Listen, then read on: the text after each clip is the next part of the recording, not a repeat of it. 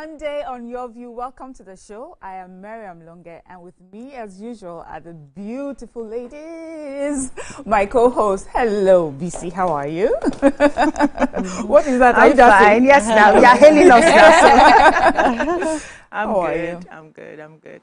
I had to be at my village over the weekend because my dad was sick, so I flew in to assist and just be there for him because he was going into surgery. And I didn't tell him I was coming. Oh. I wanted to surprise him. Yeah. So normally I would have just sent money, take care, somebody's there to take care of daddy and all of that. So as I got into his house that evening, you came! He nearly teared up. Oh. And then he left his sickness. You're looking so fine. What injections are you people taking in Lagos? What are you eating in Lagos? You're looking so fine. I said, Daddy, I'm here for you. It's not about me. Mm-hmm. But he's recovering. Mm-hmm. He's getting better. So I'll be, keeping in touch. And I may have to fly down more often to be with him. I'm his first and only daughter. Wow. Yeah, I need to be there for him. Yeah, I need to be there for him. He's in our prayers. Amen. Yes. Thank you for his quick recovery. Thank you. Thank you. Chica, Stunner. Yes, how are you? I'm very well. I had a good weekend. On Saturday after the show, I had the privilege of hosting the official launch ceremony for Anuva Homes. They launched their new mall on the Arcade Access. They're like family to me, a very lovely brand, real estate brand, doing solid work, reputable and trusted work when it comes to real estate investments. And so I was very, thrilled. Every time I host events, it's just like it's a different person. People always say, we don't know this part of you. It's just like an alter ego of some sort. Very energetic. You see my fierce, vicious, not vicious, but vivacious. More like, yes. So that was good. It's a good season. I've entered into a really good season. And I just really feel I have to testify and say that Jehovah has been good. And, I'm loving it. I work hard. Yeah. So every now and then when you start to get the dividends of your hard work and grace, it's just, I'm thankful and I'm just grateful. Yes. Well, Freshest. Hi, darling. How are you? Where are we off to? What very important global summit are we? Oh my goodness! Because she looks the part. Yes. This is my normal Monday. We know now. Mode. My default mode. Most times I wish I can dress in a setting on Mondays, but to work, my job it tells me to. I really love this color on you. Thank you so much. Good. I want to say a big thank you to all my younger customers that came for our the putting their money in our sales last week. Thank you so much. May God replenish your pockets in Jesus' name. I appreciate you. I love you. And then yesterday night, I attended my first ever concert. Wow. Yes, the Johnny Drew concert. Your first ever concert? Yes, so as the fourth setting, I never attend concerts because I just feel like the crowd, anxiety, anything can happen. It's a lot to deal with. There's a lot to deal with, so never. So this is my first one. The baddest guru, PR guru, Abosede, she was one that organized it, and then she put it together, and so I made sure to support and be there. Yeah, I love Johnny Drew. Amazing. Yes, as in all the love songs they were just singing, people were just saying, God when. Couples holding themselves, saying, it was just an all moment yesterday. Amazing. How are you, Bluey? I'm fine, Pinky. You're peachy. I'm doing well. I had a lovely weekend as well. I went to Kid Lit Fest, and I had a little book reading for the kids. I like to be modest, but I like to say, modesty aside today. I'm really, really good with kids. My book is for like a certain age, but then I realized that I had kids of different ages. Wow. And so I didn't really read out of the book, but told the story in such a way. I see every time I tell my story, I say I captivated everyone. I'm like, I'm really good with people, with children, So nice. I'm tooting my horn. Yes, this morning. It's time to have more. Yeah. It's time to have more.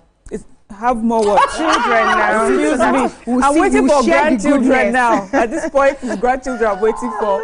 Anyways, let's quickly go on a break. When we come back, we'll look at today's papers. Stay with us.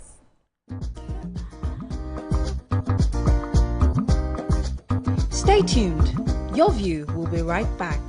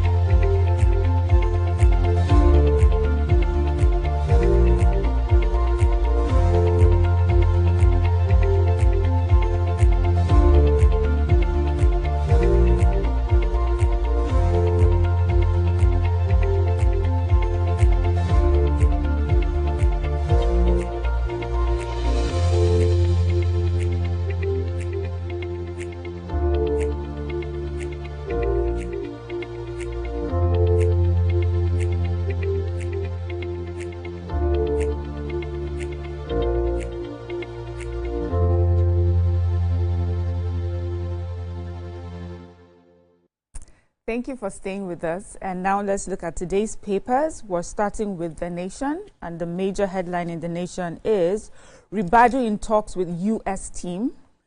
Day of rescue, 100 Niger pupils out of hostage, 14 victims freed from Enugu forest, 7 taken out of Kaduna forest. Nigeria sends fighter jets, ground forces as troops foil coup in Benin Republic.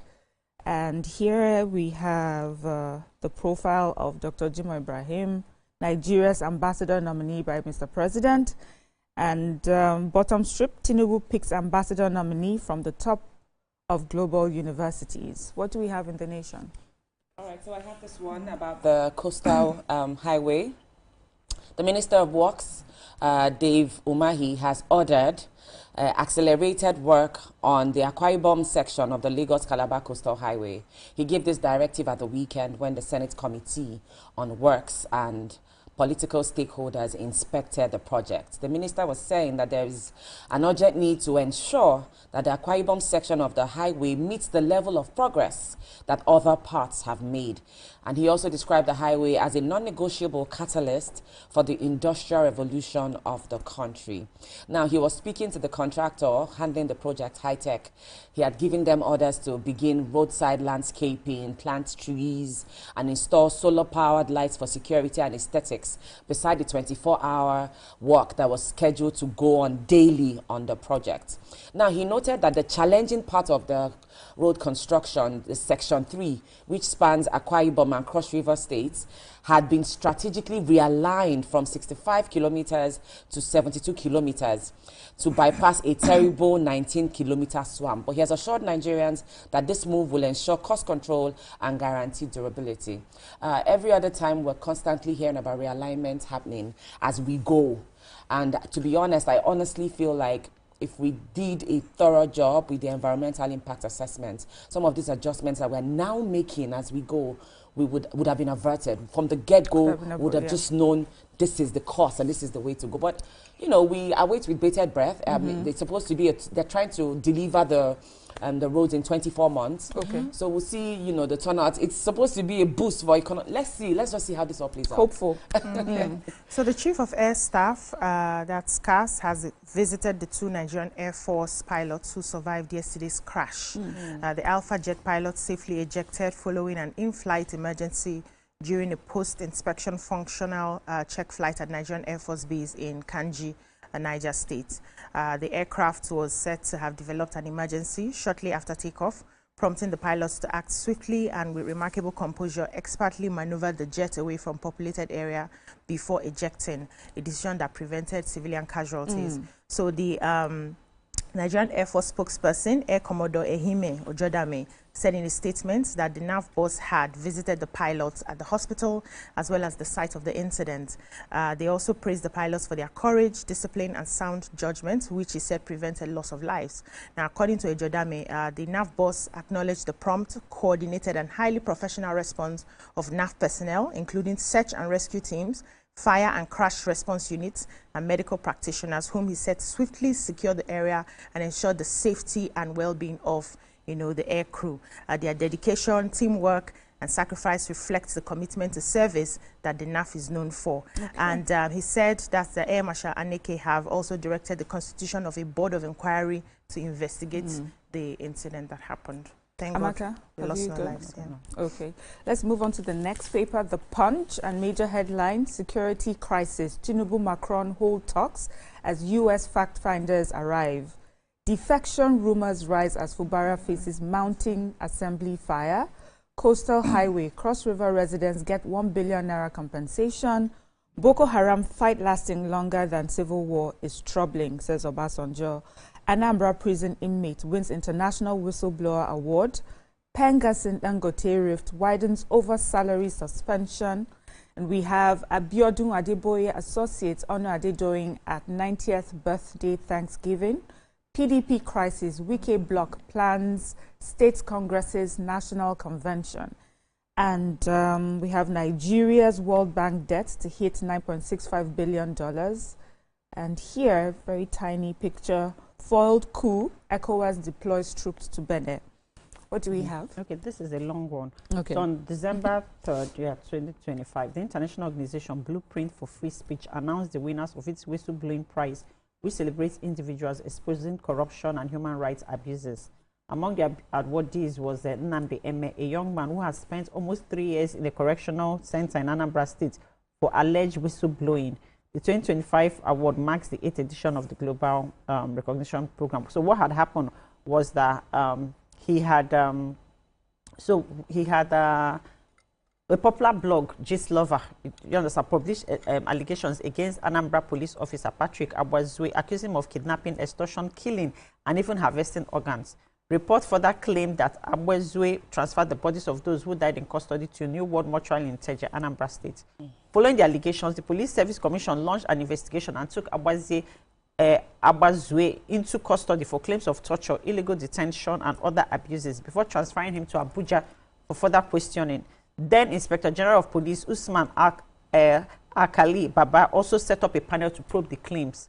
But during this whole process, there was a leak, and then MS identity was revealed on social media. And then they put up a warrant for him. So he fled to Benin Republic. He was arrested in March 2023 on an Interpol red notice and returned to Nigeria. Okay. The police subsequently now filed 12 charges against him, right? And they detained him. So the Federal High Court granted him bail, and part of his bail condition was that his passport should be submitted to the court registrar. But then they found out that the police was in custody of his passport. They had to petition for the police to release his passport, which at the end of the day they did, but they still kept him and refused him bail. Okay? So now they are filing, but they are saying that the most important thing is that regardless of what they are charging him with, they have not said that the whistleblowing or what he said was false, and that nothing yet has been done about the investigations that led to this whole thing.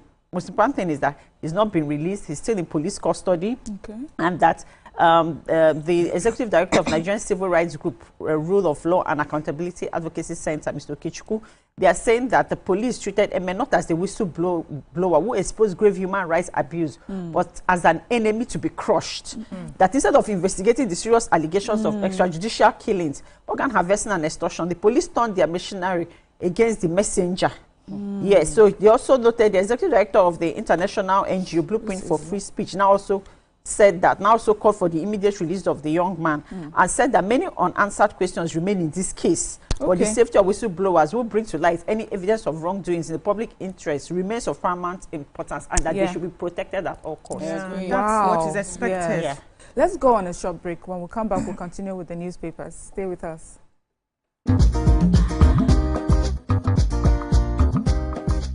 Stay tuned. Your View will be right back. Think fast, play smart, win big. We Cash, the game show where every contestant gets the opportunity to win money. No long waits, no dull moments. Just quick questions, quick moves, and free cash. Every second counts, every answer pays, and everyone walks away a winner. Are you fast enough for quick cash? Scan the barcode on your screen and you just might get a chance to take your shot at instant fortune. Quick Cash, showing Mondays and Fridays on TVC Entertainment.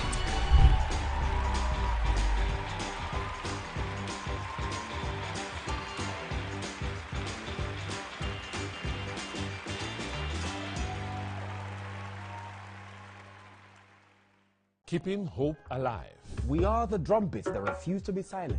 Even when the rhythm falters. We are the green that refuses to fade. And the white that dares to shine. Hope is not a stranger here. It lives in our markets, our music, and our streets. Every dawn in Nigeria is proof that tomorrow is still worth fighting for. Hope is a child in the classroom, eyes wide, with dreams bigger than walls. Hope is the farmer planting seeds in faith, believing in rain and harvest. Hope is the youth unafraid to rise, rewriting the story of our tomorrow. Hope is us, millions of voices refusing to give up on the promise of this land. Nigeria, our independence is not just history. It is a call to keep believing, to keep building, to keep hoping.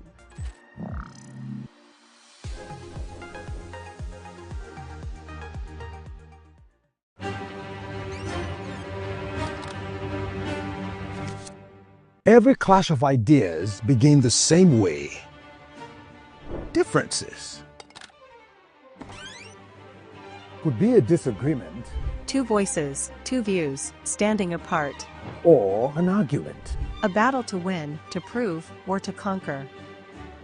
Both are born from differences. One can open the door to respect, Sound, are you ready? and the other close it with fire. Two perspectives, but one big issue. Are you good? Yes, I'm good to go. So do we argue to fight or disagree to understand? 3, 2, 1, we are live. This is the big...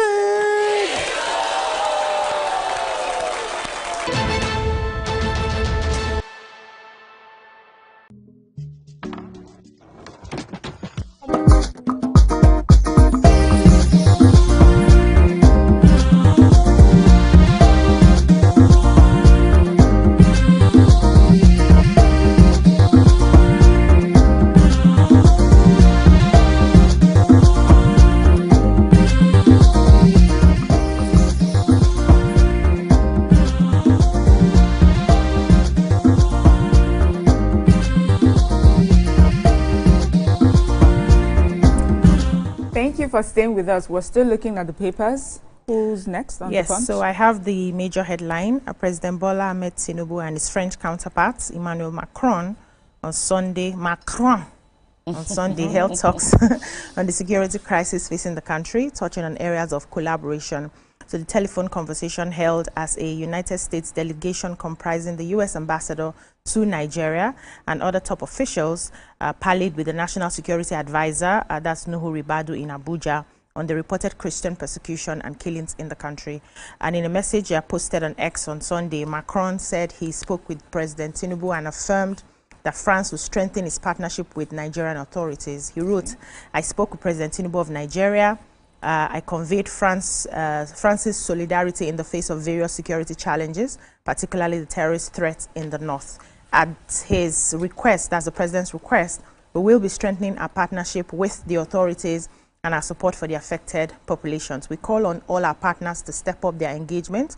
No one can remain a spectator."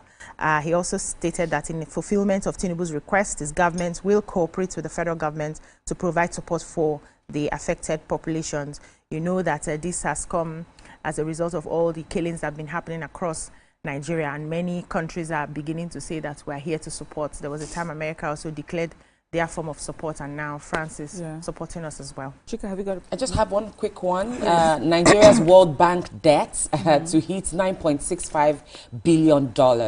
Now, according to the report, World Bank loans to Nigeria between 2023 and 2025 are projected to reach $9.65 billion by the end of this year, as fresh approvals, ongoing negotiations, and disbursements are gathering pace across key sectors. Now, this amount covers the International Bank for Reconstruction and International Development Association loans only, according to an analysis of data on the bank's website. Now, when you add grants, the total comes to about $9.77 billion within the 3-year window.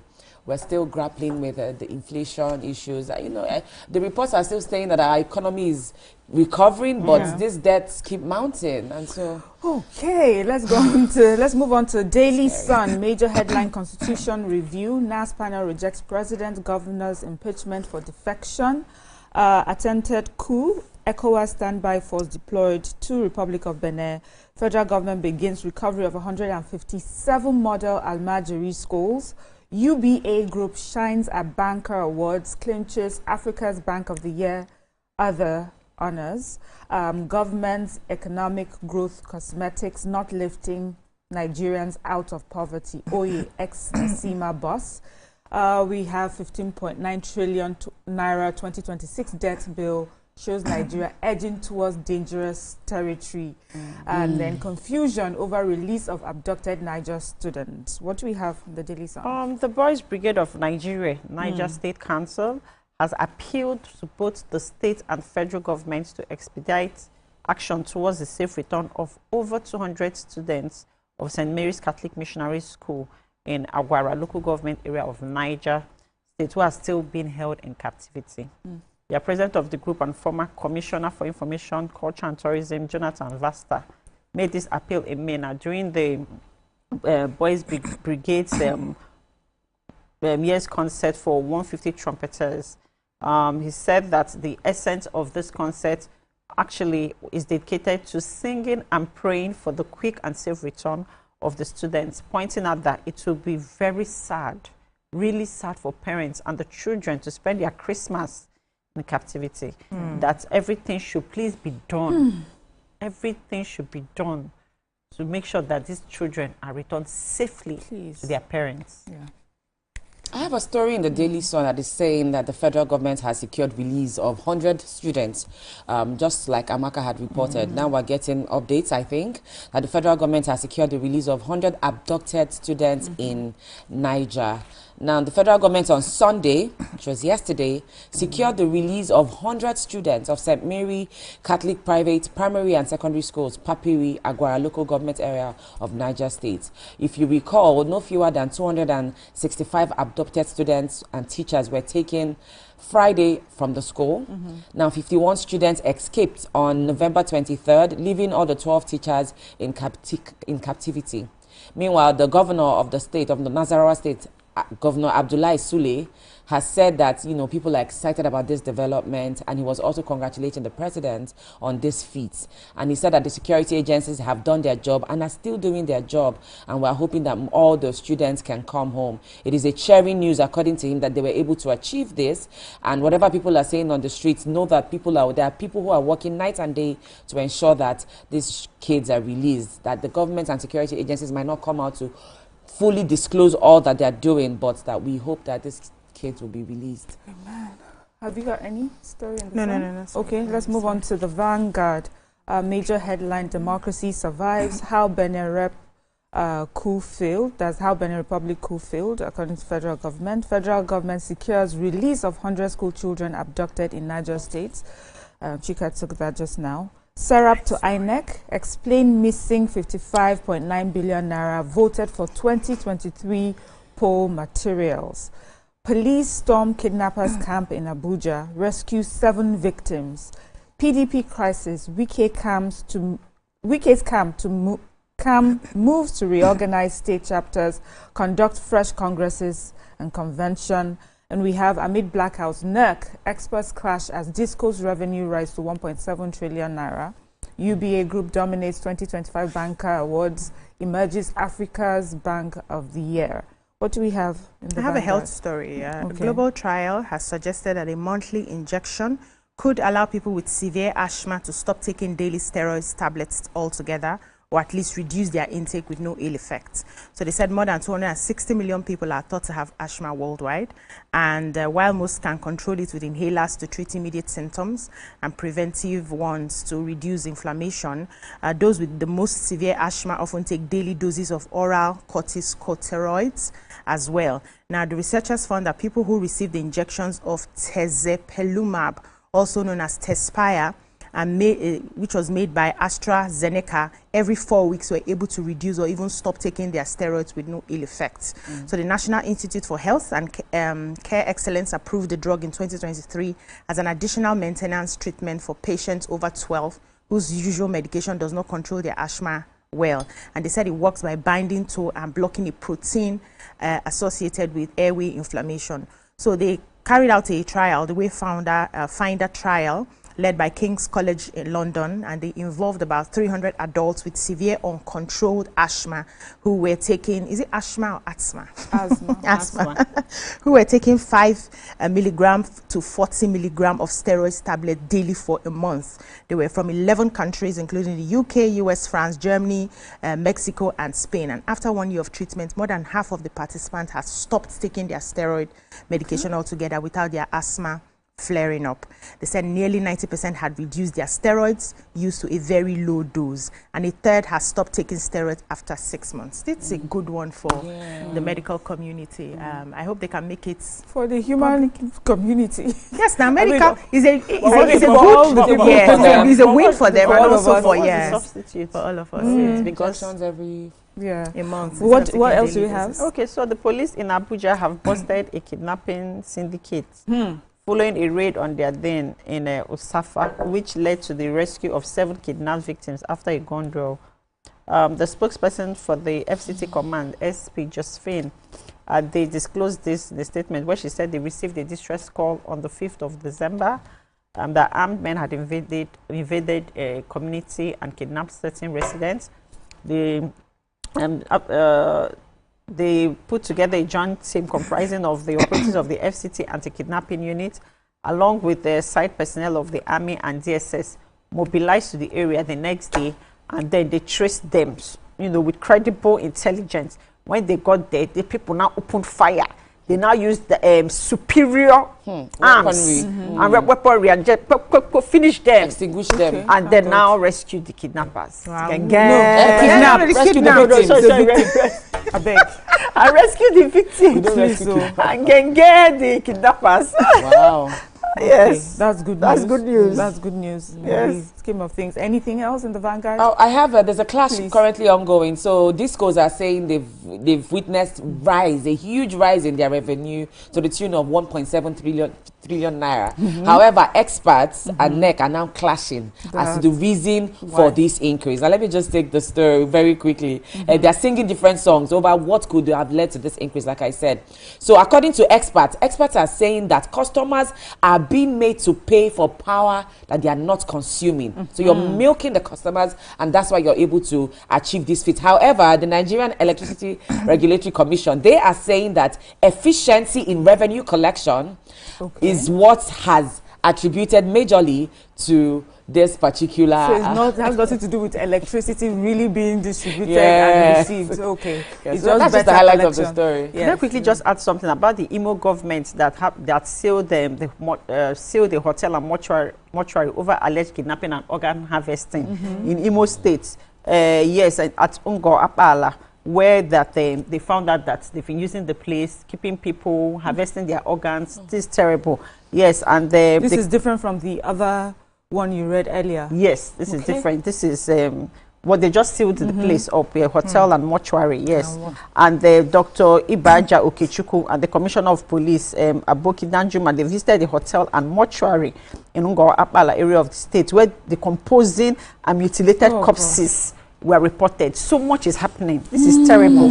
Yes, but then they've sealed the hotels, and then they're investigating to find out exactly what has been going on. You see, that's why we need whistleblowers, and we need to protect them, because see, nobody will come out and blow any whistle. Thank you, ladies, for this. Let's go on a break. When we come back, we'll continue with the show. Stay with us.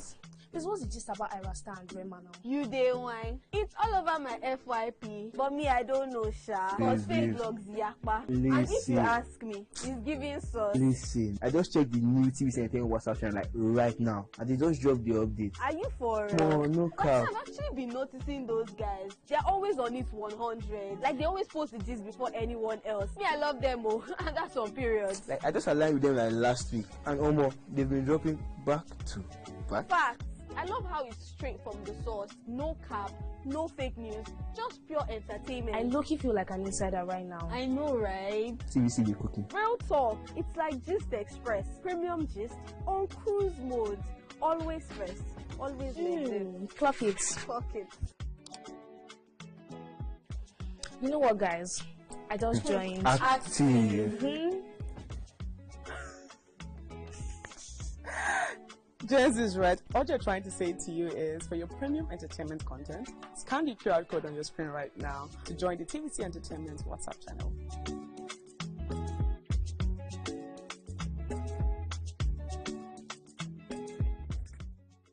Now hope they carry us. Even when wahala they choke, we stand gidigba. Hope they waka with us for downfall. They gist with us for buka. No matter the gbege, our spirit no fit scatter. Hope now that pikin where they read ABCD and still get ogbonge dream for hearts. Hope now the mama where they fry akara, we see the reason say tomorrow go soft for her. Naija, your freedom na promise. Say hope go always come, no matter wetin happen.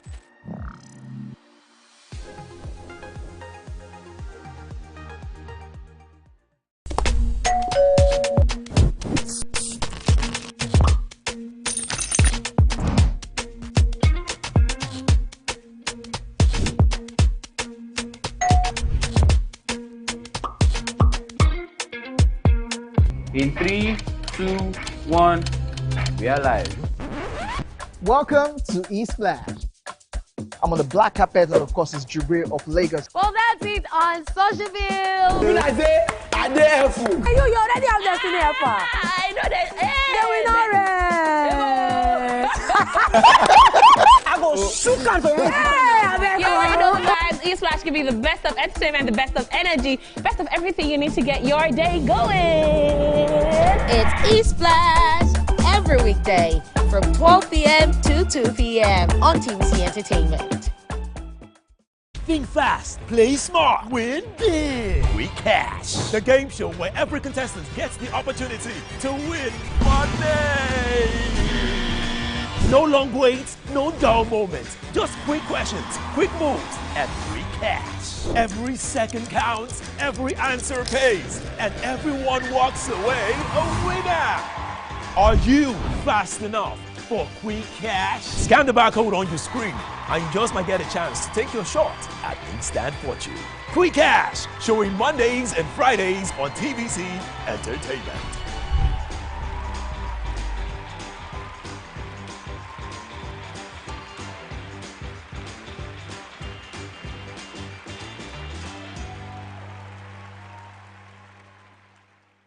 Keeping hope alive.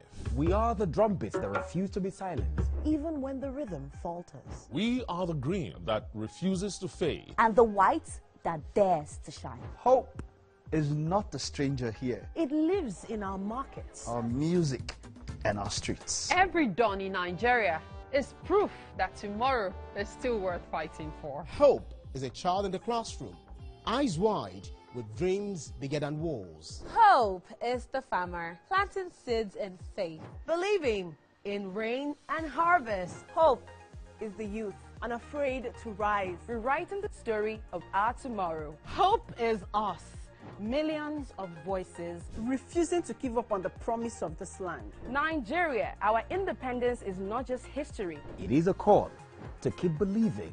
To keep building, to keep hoping.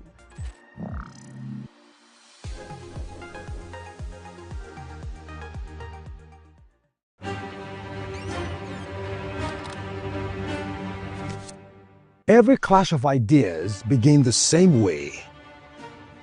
Differences could be a disagreement Two voices, two views, standing apart. or an argument. A battle to win, to prove, or to conquer. Both are born from differences. One can open the door to respect, Sound, are you ready? and the other close it with fire. Two perspectives, but one big issue. Are you good?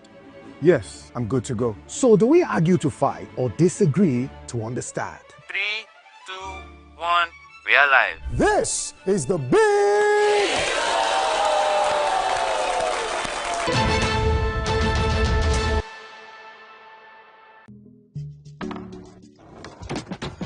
You guys, this was the gist about Ira Star and Rema now. You day wine. It's all over my FYP, but me I don't know sha. Cause fake blogs yakpa. And if you ask me, he's giving sauce. Listen, I just checked the new TVC Entertainment WhatsApp channel like right now, and they just dropped the update. Are you for No, no cap. I've actually been noticing those guys. They're always on it 100. Like they always post the gist before anyone else. Me, I love them oh, and that's on periods. Like I just aligned with them like last week, and almost they've been dropping back to back. Facts. I love how it's straight from the source. No cap, no fake news, just pure entertainment. I low-key feel like an insider right now. I know, right? TVC be cooking. Real talk. It's like Gist Express. Premium gist on cruise mode. Always first. Always Clock it. Clock it. You know what, guys? I just joined. Active. Jens is right. What you're trying to say to you is, for your premium entertainment content, scan the QR code on your screen right now to join the TVC Entertainment WhatsApp channel.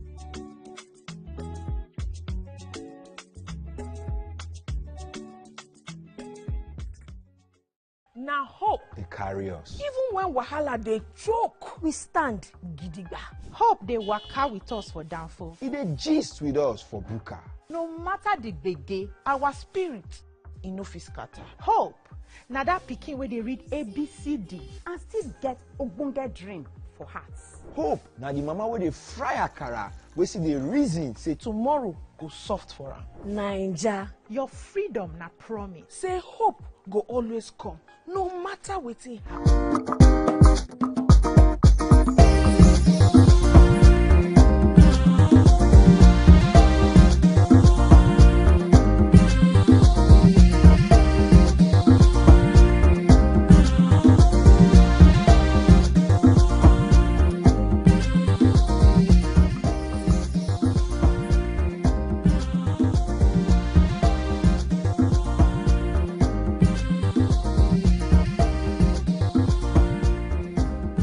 Thank you for staying with us.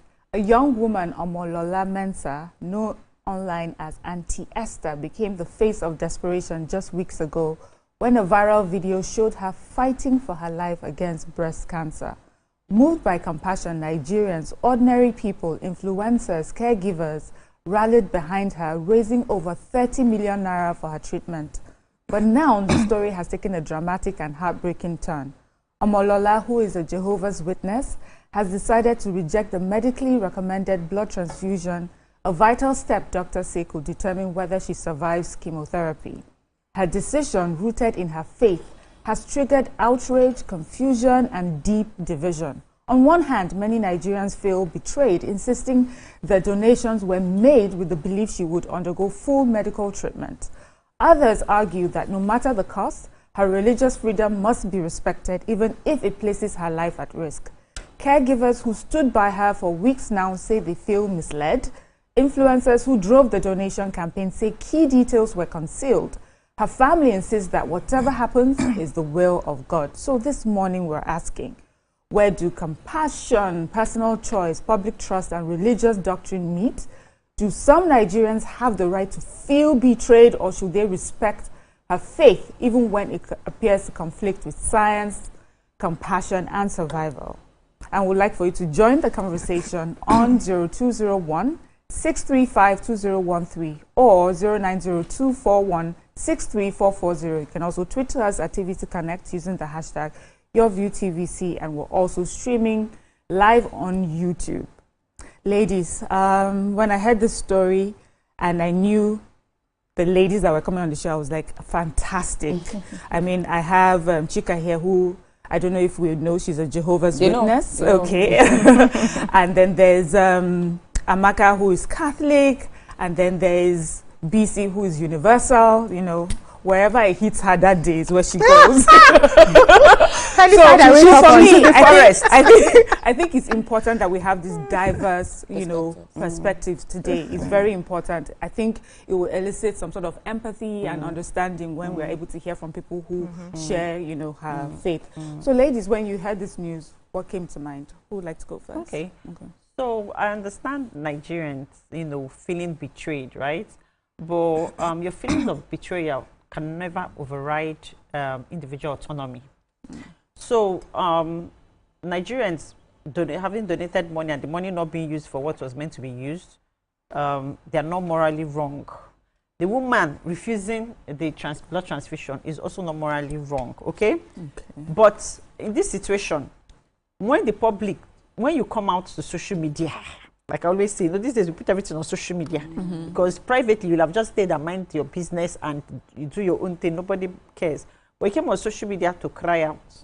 Nigerians, out of empathy and in this harsh economy, donated money towards making sure that you live. The public donates money to save a life. In their mind, though, they now feel that there's now a moral contract between them and you, because it is their money that they've now put together towards saving your life. And in their mind, too, they also believe that you have to do everything in your within your ability to survive, because their own part, they've played their own part in ensuring that you live. They expect you to also play your own part within your ability to make sure that you stay alive. It's a moral contract. That being said, the patient now that has refused to now make everything to within her ability to stay alive, you see, that's where Nigerians are feeling emotionally betrayed, and they are also not wrong. But then the woman also has her faith, Yeah. But before she started calling out to Nigerians to donate that money, she should also know that the kind of treatment that she's going for would require her to do certain things that her faith might not allow her to do. Because would she have known at that point? There's no with that type of ailment. There's no way. She couldn't have known. There's no way certain, as in you should be ready for anything. So if you know that you're supposed to not do certain things or take certain medical, medical help, right? During the course of, maybe you should have also stated that out there at the beginning before those donations were made, so that people will not decide, do they want to or not? Do you understand? Yeah. So people should be given a choice. Because now people are wondering, like, but why did you now spend the money if you don't want to? If you're going to still die, why did you now gather the money to give to you in the first place? So, yes, I'd like to clarify a lot of things. First off, before I start, I have to really absolutely commend Nigerians. You know, Nigerians continue to amaze me. The heart that we have cannot be questioned. There's nobody like a Nigerian, I have to be honest. And so even with the harsh economic realities, people, when they see a genuine need, sometimes they put their own needs to the side and rise to the occasion of helping. And I really want to commend all Nigerians for this lovely, amazing, humane heart that we have. So the woman in question is my sister. She's not my blood sister, but by religious faith, she is my Christian sister. So first off, I want to say that yes, Nigerians donated money out of the kindness and the benevolence of their hearts to help a fellow Nigerian who was in need. But we also have to understand that this woman is not sitting at home. She has not said, this 30 million plus that was donated for me, I'm diverting the funds for something else. And I think accountability is important. So they need to provide evidence of how those monies were spent, which I am sure they will provide. Okay, so what we're saying is, while humans reserve the right to choose the kind of medical treatments, and I have to be honest, my people, Jehovah's Witnesses, we're very proactive with health. BC, for every of us in our wallets, we have a blood and a health card. Yes, I know. So that. When there's an emergency, an accident, you don't need to go too far. Just check my wallet. You'll find my blood card and my medical document that contains my number, my contact information, who my durable power of attorney is, the kind of medical treatments that I will accept and not accept for different reasons. And this is not new. You know, even different people, when they get into certain medical health issues, people reserve the right to choose and say, oh, some people say, do not resuscitate, I don't want, I want. People make choices of what they want medically. Exactly, do you understand? So this is not out of the ordinary. So this woman in question is not sitting at home and saying, Dad, come and take me. She's not diverting the funds for some other use than the intended use. The intended use was to help this woman get the best medical care so she can get better and survive whatever medical condition she's now battling with. I have to mention that Jehovah's Witnesses have a team called the Hospital Liaison Committee.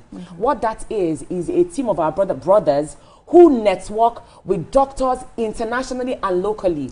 We have a resource database of doctors in different hospitals on the mainland, on the island, in Lagos, across the nation, abroad, every country.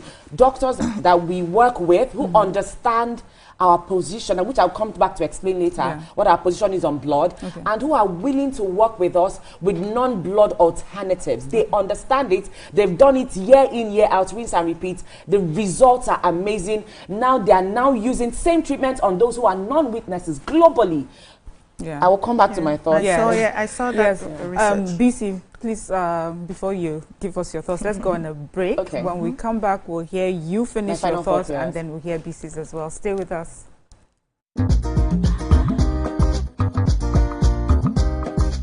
Stay tuned. Your View will be right back. Dora, my phone is a big stress. It took me 10 hours to charge and it died within 4 hours. Mama, my Binaton charges in 4 hours and works the whole night. Over 10 hours. There are 3 great models to choose from. Buy your Binaton rechargeable fan today. Available nationwide. Mama, I'll get you a Binaton fan. Binaton, simply better. When we think of Christmas, we remember the laughter, the warmth, the memories made. Now, imagine experiencing all of that in a home that is truly yours.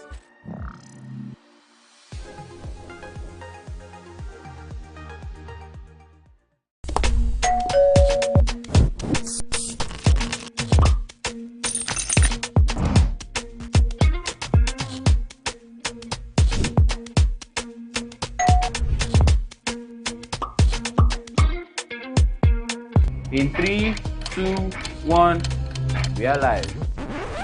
Welcome to Eastflash. I'm on the black carpet, and of course, it's Jubril of Lagos. Well, that's it on Socialville. When I say, I dare fool. You already have Destiny Alpha. I know that. I go shook out for you. You already know, guys. Eastflash can be the best of entertainment, the best of energy, best of everything you need to get your day going. It's Eastflash every weekday from 12 p.m. to 2 p.m. on TVC Entertainment. Think fast, play smart, win big. We Cash, the game show where every contestant gets the opportunity to win money. No long waits, no dull moments. Just quick questions, quick moves, and free cash. Every second counts, every answer pays, and everyone walks away a winner. Are you fast enough for quick cash? Scan the barcode on your screen, and you just might get a chance to take your shot at instant fortune. Quick Cash, showing Mondays and Fridays on TVC Entertainment.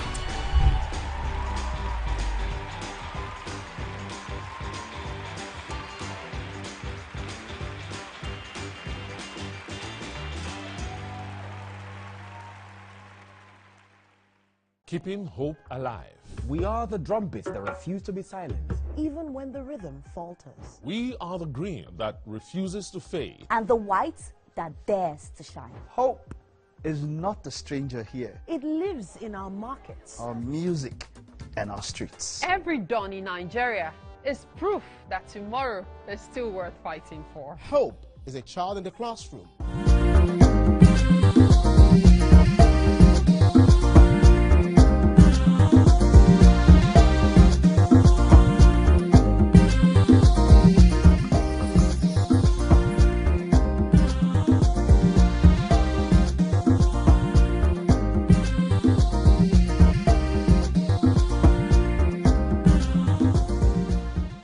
Thank you for staying with us. So, Chika, you were... Yes, so just before we went on the break, I was saying that we seek the best medical care. The fact that we, as Jehovah's Witnesses, we do not accept blood transfusions doesn't mean that we compromise on health or that we take our lives for granted, because that's the notion many people have, that we take our lives for granted or we put ourselves in, intentional direct jeopardy. That's not true. So I was talking about the Hospital Liaison Committee, a group of doctors that we work with across the nation, every state in this country, and even abroad in other countries. These doctors actually themselves now recommend, it has become standard practice that they now use because of the success rates that these surgeries have enjoyed, bloodless surgery. They recommend it to other people as well. So I was just going to mention some details about bloodless surgery, right? It's a medical approach that helps and focuses. Could we do that a little later when I question you more on it so that I can hear BC's initial thoughts? Yeah. So I personally believe that everybody has a right to their beliefs.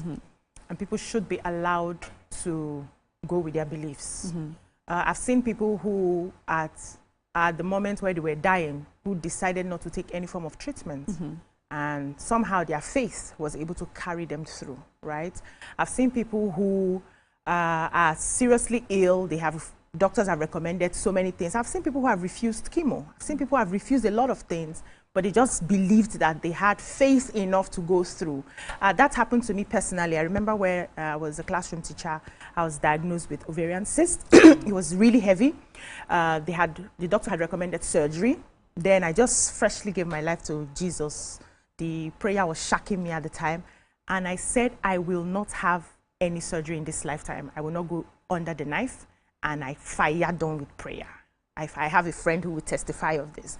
I fired on prayer for weeks. I was in church, I was praying, I was crying. On a particular day in church, I felt like when the pastor was preaching and the pastor said, there's a woman, God is working on your body right now. I feel a hand reaching into your stomach right now and lifting. I connected to it. And by the time I went back to the hospital that weekend, they did not find any cyst. I have my results that showed the cyst, my report and all of that. They did not find any cyst. And, you know, so I understand how that can be when an adult is holding on to a strong belief. As long as you are strong in that belief, it could work for you, right? Now, I know how Nigerians are very sympathetic, easily jumping to help. And that's why I always say, when you're coming out to seek for help, be as transparent as possible. If she had mentioned that I am a witness, I will not be needing, I will not have to take blood, but there are other alternatives to treat me and I'm seeking for money for this, then people who really wanted to give her money, who wouldn't question her belief, would donate money. Now, many Nigerians, I feel, rushed in to donate money because they really wanted to save her. And in their head, anything the doctor says do, just do so that you can get your life back. And then she coming out to say, I no longer, I will not because of my belief.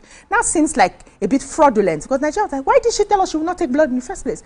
Because many people actually believe that whatever the doctor tells you to do is what you should do to get your, you know, healing and your health back. So I see where that dilemma can be, where they feel like, she did not come out to tell us the truth. She would have just told us she will not do this and do that. But now we understand that, like Chika rightly said, if she was not here, I would have gone through her points because I've done a bit of research on non-blood, what's it called? Non-blood bloodless surgeries. And I've seen that the medical doctors have actually achieved quite a number of, you know, success doing bloodless surgery. It's just that they have to place you on a kind of diet that will pump your blood very fast and all of that. So when Nigerians are going to help going forward, they should ask more questions. They should seek to understand what they are donating money for. And when you donate money as a Nigerian for any cause, you should remove your mind. You have donated the money now. Remove your mind. Bless the person.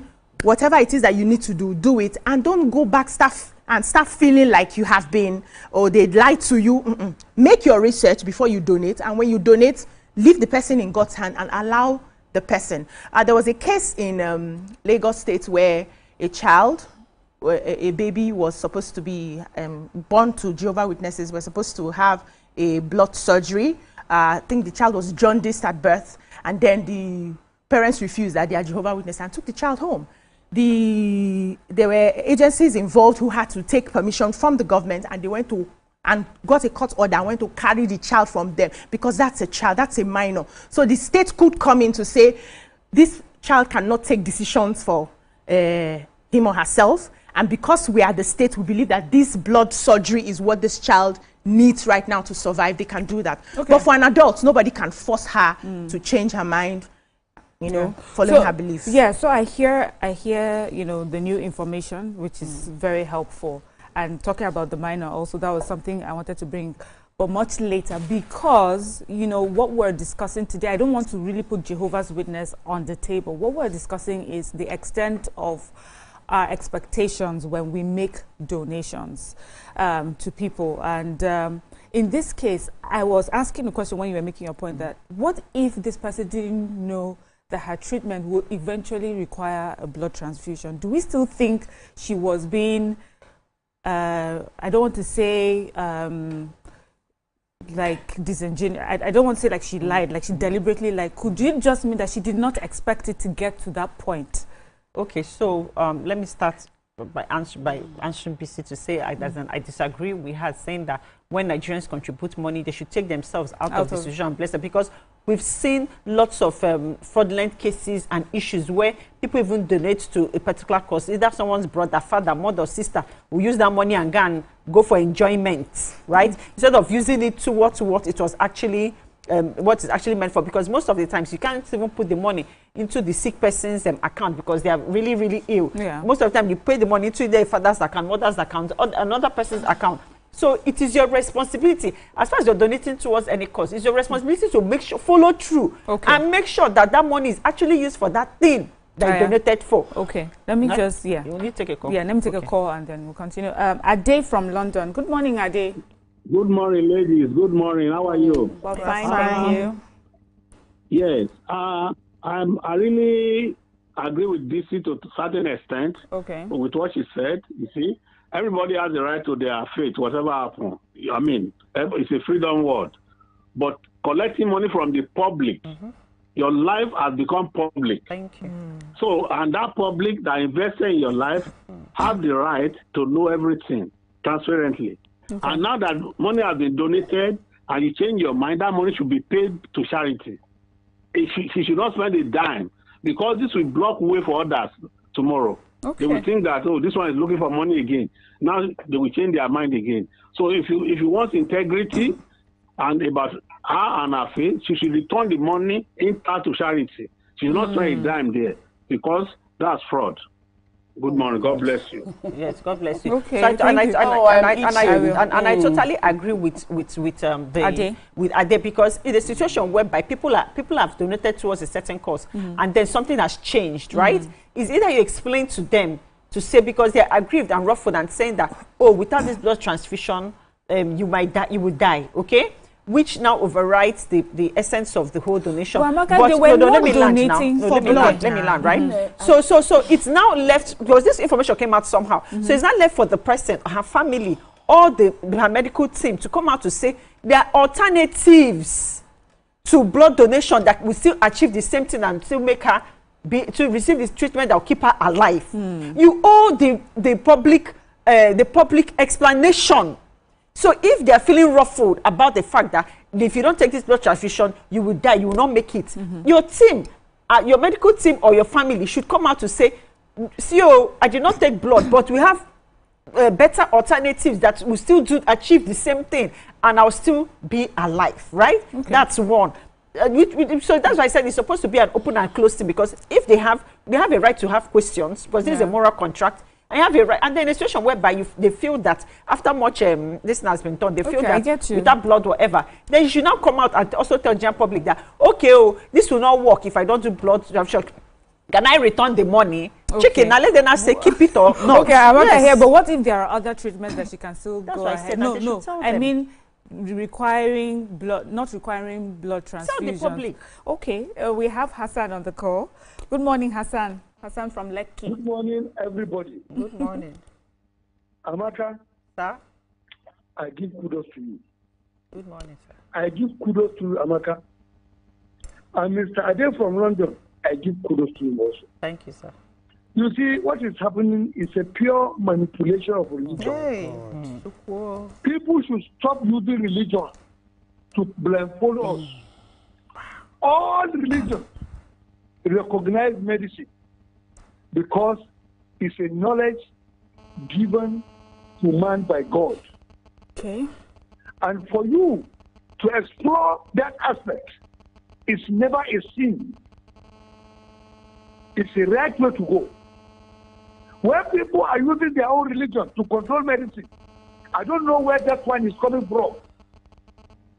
Where people are using religion, to control economy, I don't know where that one is coming from. Okay. You cannot take people's money and then determine how to go about it. If you want to do anything, use your own money. Or appeal to your own denomination members, the Jehovah's Witnesses, that believe in the same thing with you. Take their money and do whatever you like. You cannot take Nigerians' money out of empathy, because they emphasize with you, to get you out of your problem. Then you come and dictate to them, or you tell them they don't have right to dictate or to talk. That one is very, very wrong, and it must stop in this country. Okay, thank you, Mr. That is what we are seeing. Okay. Thank you, Mr. Hassan. Let me respond a bit before you, so that you can give us the hair. But I want to quickly respond, so it doesn't look like you are defending because it's your church, right? Nigerians did not contribute. Nigerians did not donate money for blood transfusion. Nigerians donated money for that woman to get every form of treatment that will help her get better. It is also her prerogative to choose the form of treatment she decides will get her better for whatever reason. So let's even remove religion, for instance. It's like somebody has cancer, for instance, and you have donated money to treat cancer. And then she realizes that I can actually go use alternative methods to get my treatment aside from doing chemotherapy. I've seen very rich people who choose not to do chemo because they say once you do chemo, that's almost like the end of the game. And they opt for alternative ways of treating cancer. Some have succeeded, others have not. Those who did chemo, some succeeded, others did not. Those who do blood transfusion, some succeed, others do not. So there's no guarantee that with this blood transfusion, this woman may live but not what I'm hearing. Also, no, I just want to land my thoughts so that people will understand that what we donated money for was to get this woman from this point to this point. However, the vehicle she chooses to go through that point, as long as she's going from this point to this point, should be the focus, not on the blood. Fantastic. I hear you. What I hear everyone else has said so far, Amaka and the callers, is that it wasn't transparent enough. However, she decided to go. I said that before. Yes, and I would like for you to respond to that. But let me take a call from Amaka, Port Harcourt. Good morning, Amaka. Oh, we've lost her. So, Chika, please. Okay. First of all, before I even go into the matter of transparency, I would like to clarify the decisions that I make are from a place of conviction of my Bible-based understanding. So beyond this being a religious matter, it is a personal matter of saying, I have read the Bible, I have a relationship with God, and based on my understanding of the scriptures, I make decisions that govern my life. It's just that when a collective people now believe the same thing based on their Bible-based convictions, you can call it religion. But everybody within that unit makes their personal decisions for themselves. Even within the witness fold, I've seen people who say, like, we are encouraged to marry only in the Lord, right? We've had witnesses who don't marry in the Lord. So I want to make that point clear. It is a personal decision based on a person's understanding of the Bible, the scriptures, and their personal relationship with their Heavenly Father. Do you think she was transparent? That aside, the transparency, I agree with Amaka when she says, since she brought this issue out, and we've now gotten to this level of, oh, I am not going to be going the blood route, and people, there's angst, I agree that she should come out and say, oh, I'm sorry there's angst. I didn't mention this because I didn't think that this would be an issue. I came to the public and said, look, I have this health challenge. I need your help. I need to be treated. I don't have all the money. Please help me. In that moment, she didn't think that if she came out and didn't mention blood, and then now that blood has arisen, that the whole world will turn against her and call her a fraudulent person who lied, who manipulated, who stole, because she didn't mention that this is how I will go with the treatment, not this way. There are people who refuse treatment because they are allergic to certain things. And there's some people who they won't take it. What's the name of this injection? There's this one for bringing your temperature down. It can paralyze your leg.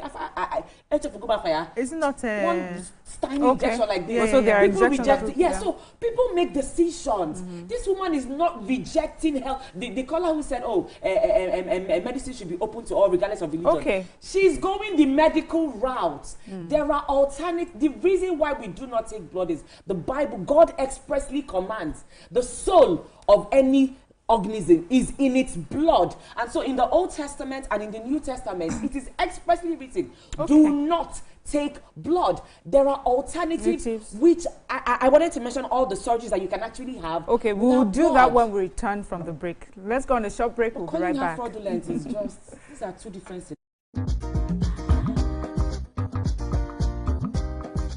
Stay tuned. Your View will be right back.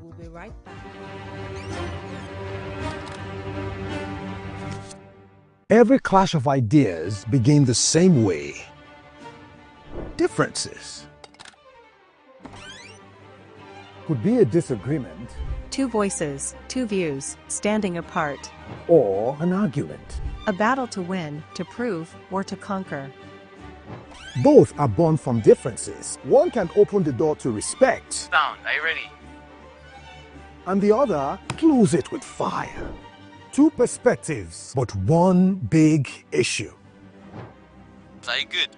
Yes, I'm good to go. So do we argue to fight or disagree to understand? 3, 2, 1, we are live. This is the big...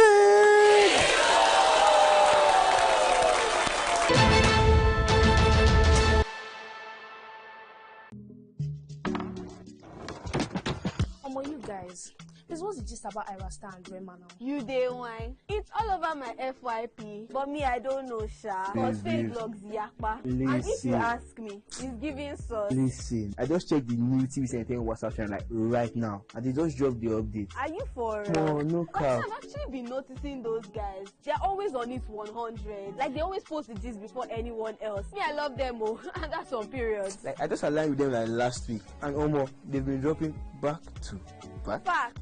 I love how it's straight from the source. No cap, no fake news, just pure entertainment. I low-key feel like an insider right now. I know, right? TVC be cooking. Real talk. It's like Gist Express, premium gist on cruise mode.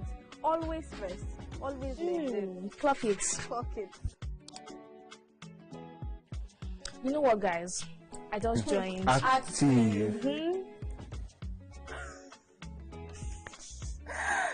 Jez is right. What you're trying to say to you is, for your premium entertainment content, scan the QR code on your screen right now to join the TVC Entertainment WhatsApp channel.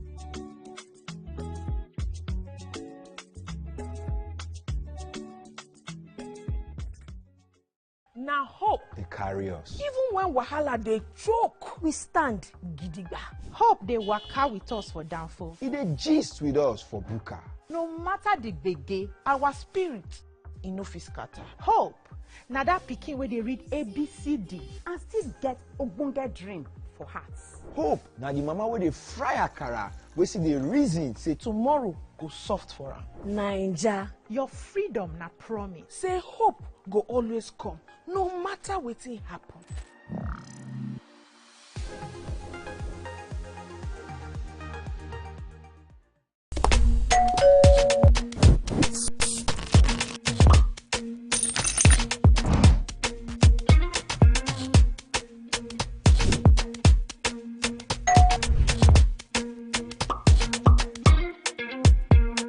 In 3, 2, 1, we are live. Welcome to E-Splash. I'm on the black carpet, and of course, it's Jubril of Lagos. Well, that's it on Socialville. When I say, I dare fool. You already have destination. You guys, please, what's the gist about Ira Star and Rema now? You day wine. It's all over my FYP. But me, I don't know, Sha. Cause fake vlogs yakpa. And if you ask me, he's giving sauce. Listen, I just checked the new TVC Entertainment WhatsApp channel like right now, and they just dropped the update. Are you for real? No, no cap. I've actually been noticing those guys. They're always on it 100. Like they always post the gist before anyone else. Me, I love them, oh, and that's on periods. Like I just aligned with them like last week, and they've been dropping back to back. Facts. I love how it's straight from the source. No cap, no fake news, just pure entertainment. I low-key feel like an insider right now. I know, right? TVC be cooking. Real talk. It's like Gist Express, premium gist on cruise mode. Always first, always next. Clock it. Clock it. You know what, guys? I just joined. Active. Jez is right. What you're trying to say to you is, for your premium entertainment content, scan the QR code on your screen right now to join the TVC Entertainment WhatsApp channel.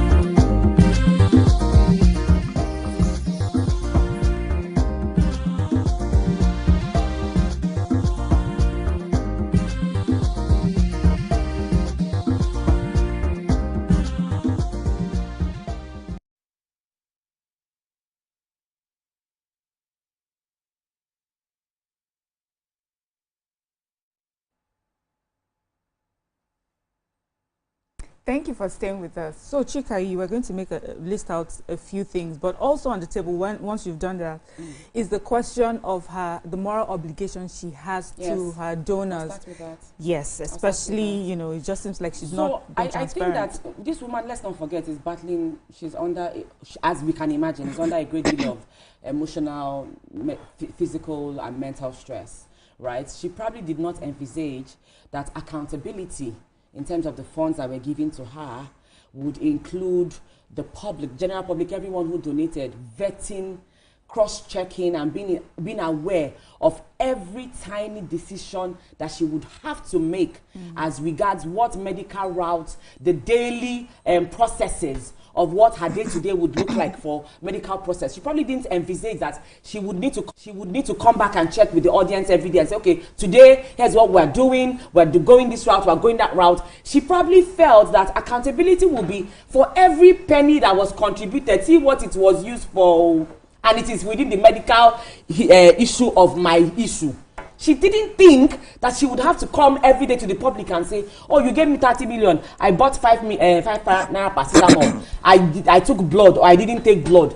That's not for me. But is that not Cheka? Cheka? No, I'm you just cannot saying say that. Cheka, you cannot say that because they are the piper takes the tune. I have not if I seen decide in I give other you money that you have to be, I have to come not seen every in day. other instances That when is not Nigerians contribute money and they raise dust, except the money was diverted for something else. Autonomy should be done on your own paycheck. Like what BC said, you cannot see. But I already agreed with you that maybe she should come back, and because of the angst now, we're talking about the fallback, the aftermath. In that moment where she did the video is what I'm saying. But it seems like a lot of people agree that there's a lack of transparency. And also, doesn't it seem unfair if you say she did not expect the accountability to include her explaining what is required, especially if people think that this is to help you get better, and the one thing that is going to help you get better, you're refusing to take it. Medical processes which will help her get better, which is why I agree she should come and do an update video. Remember I said to you, I agree that because of the way things are now, you know, sometimes I think something they bring something. As it don't be like it now, I agree that she should come back and give a detailed explanation. Okay, initially I didn't think that I'm not taking blood and this is the reason, but here are the things my medical team are doing. This is the route we want to go. Do you guys feel comfortable with you? Since your money is now involved, do you want your money? I agree with you. But my point is that before now, I had never seen it that Nigerians would raise dust about the intricacies and tiny details of how money that was raised for someone is spent, unless there is a deviation, I'm still saying, from the purpose and intended use of that fund. You know, I'm asking everyone, not just Chika, because I don't want to seem like I'm putting it all on Chika, but doesn't it come across as a I mean, don't you understand where the angst is coming from when someone says, this is what I'm supposed, okay, I've paid for you to get IVF. Okay. That's you want to have, you know, or I want to have a child. I need money for the payment for the treatment to get a child. And then someone says to you, you know, we've looked at it. The best way to do this is to get IVF. And then you say, no, I'm not doing IVF. I'm just going to try whatever I'm trying so far, you know, to get a child. The people who have paid for you will think, we have paid so that you can get the best medical intervention however it comes. If you decide not to do the IVF, why don't you come out to say, take your money back? Because I've reached a point where it seems that what I need to get to do better or get what I want is to have an intervention that my faith does not agree with. So you can, do you not agree why some people may call her? I agree. So BC, sorry, BC said something about that some rich people. Okay, sorry. Before you go, Amaka is on the call. Another Amaka is on the call from Port Harcourt. Call that name with respect. It's not you. Amaka, good morning. It's me. Good morning. Good morning. You ladies, this one, you people are looking as if you are working in the bank. Some professional. It's money that she's spending. That's why. One thing about this topic, we have two basic, I may be wrong, religion in Nigeria. That's Christian and Muslim. Okay. So everything is about individual. I know God first, fine. Everything is about individual, your faith first. See what BC said, that when she was going through whatever, her faith, she prayed, and her faith worked for her, but with the help of God. Yeah. So this blood transfusion has contributed, you know, towards the woman's medical whatever. I know people must be thinking, okay, we gave you money, you don't want to use it for what we asked you to use it for. Fine, but just, you know, let her have her ways. Let her faith, carry her. Work for her. Thank you. Thank you, Abaka. Yeah. Thank you, my namesake. So, BC said that privilege, that the privileged people, the rich people, most times will reject chemo because I'm happy you said the rich people and the privileged. It is their money. So because it's their money, they can decide to wake up or not to wake up, right? And then BC also said that when you had, see, I'm a prayer warrior. Forget my shine bubble that you always see. I know, I see you. Yes. So, and I believe I'm faith-based. And you follow this way. But just imagine that you had come out to Nigeria to cry on your view to say that you have a surgery and that they should donate money, go fund you. And they fund you to do the surgery. Then you now come out again to say you decided not to use the money to do it, that you want to fit it. And then you I agree with you. And then I'm coming now. I agree with you. It's all these are the examples. And then you now fit it. And then where's the money? And then they're not asking you, the dates for your surgery is supposed to be so day. You do not do it again. I said, no, but you're healed, yes. You're not healed. God has healed so, me. like, you still have to come out, right? Yeah. For the fact that 100 people can donate towards a cause, and 90 of them, even 99 of them, don't care what you want to use, what you want to use the money for. But as far as one person is interested and wants you to come out every day to tell them what you do with one cup, as far as you're willing to take money from anybody, my dear, you must be held accountable. Yeah. I agree with you. Let me say something. The place I fault this woman is by coming out to the public to make this request, right? There's a way we look at different things. Every religion has their beliefs and all of that. And sometimes you see that because of their beliefs that are somehow different from the other denominations, they do their things privately, right? My father's church is the Church of Jesus Christ of Latter-day Saints. They are called Mormons. When issues like this happen, right, they go within themselves. They are billionaires in that church. The headquarters is in Utah. They are billionaires who have they have finished their lives. They are now donating money for people to go opening branches in different countries with their own money. So when issues like this come out, it is expected that you first of all take it to your branch president. They will, take it up till the point where you can get that she may that not help. Have done that, or no, I don't know what happened, but she should, because of the nature of their beliefs. Many people will begin to question things that ordinarily they will not question because of where she's coming from. So she should have explored using the Jehovah Witnesses line. They have billionaires there to help her fund her so that nobody will be asking questions whether blood or no blood. They will do their own alternative. Okay, let's go on a short break. We'll come back right after. Stay with us.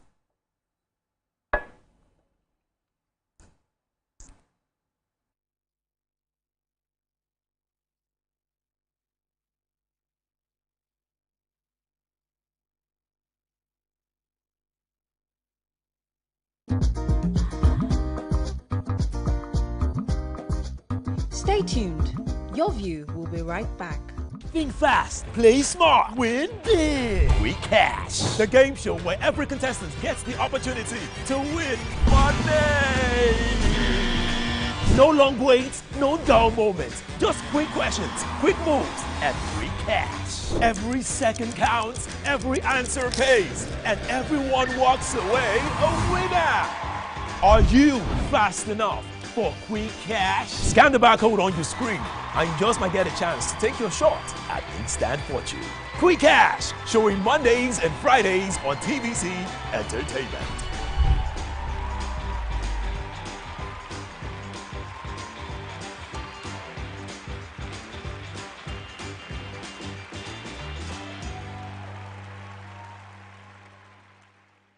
Keeping hope alive.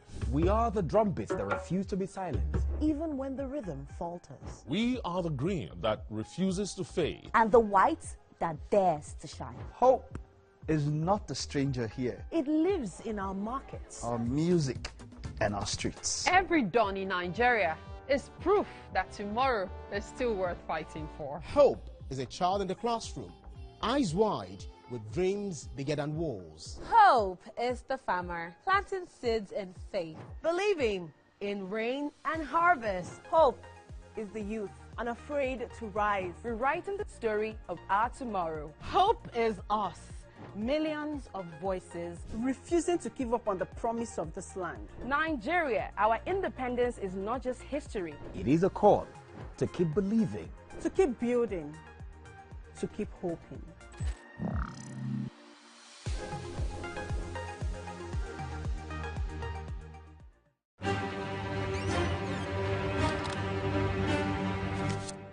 Every clash of ideas begin the same way. Differences could be a disagreement, Two voices, two views, standing apart.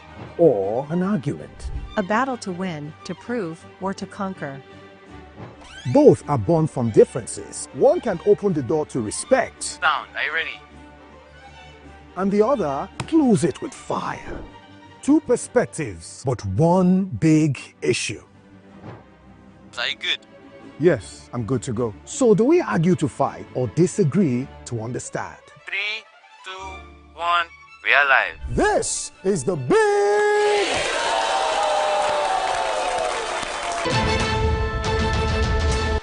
plays one.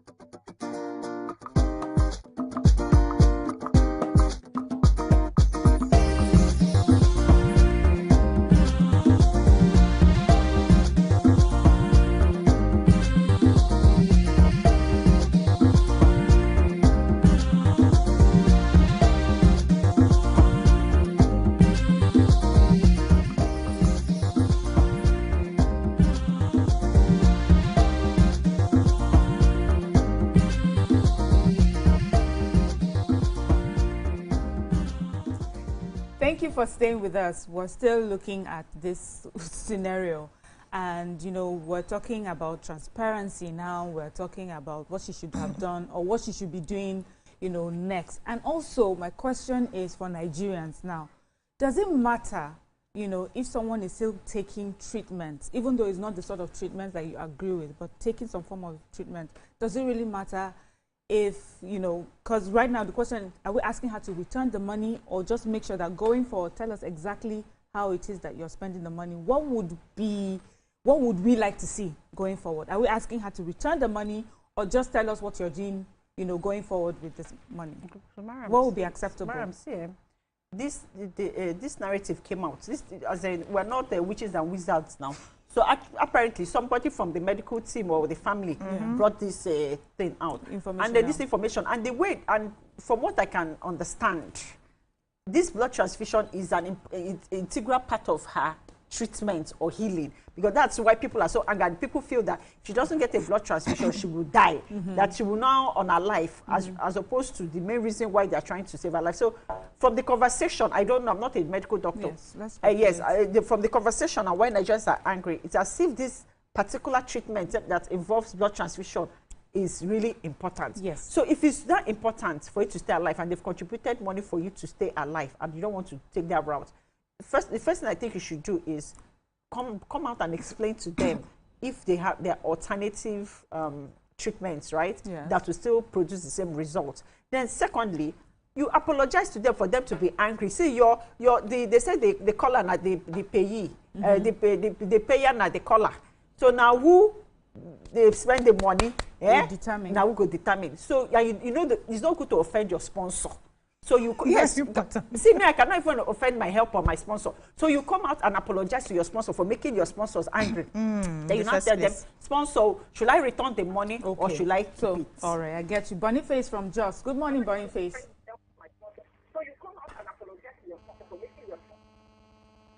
Good morning. Hello, good morning. Morning. Good morning. Good morning, Boniface. You can hear you. Please go ahead. Good morning. Good morning. Hello, good morning. Yes, we can hear you. About discussion this morning. It's very interesting, very also sad. See how we are compromising our head. Okay. Chika, would you like to respond to that? What would be acceptable going forward? I also know, did I miss that, the list of alternative treatments to blood transfusions you wanted to read out? Did I miss that? Okay. So I would like to reiterate, I do agree that now that we have gotten to this part, that the family or whoever is medically involved with her health treatment should come out to say, because we have public funds, here is a public report about what the patient is saying and where things stand. So this is her stance, this is her decision. If it goes against what you hold there when you were making these donations, please furnish us account information so that we can return the funds. We appreciate, we're very grateful to you, even rising to the occasion in the first place. Okay. We are, so do that very diplomatically. Okay. I absolutely agree, because it has gotten to the point now. The only part that I disagree with, and I want us to be careful, because when we fan certain stereotypes, things can become muddled up easily. Just like BC said, contributions were not made for her to receive blood.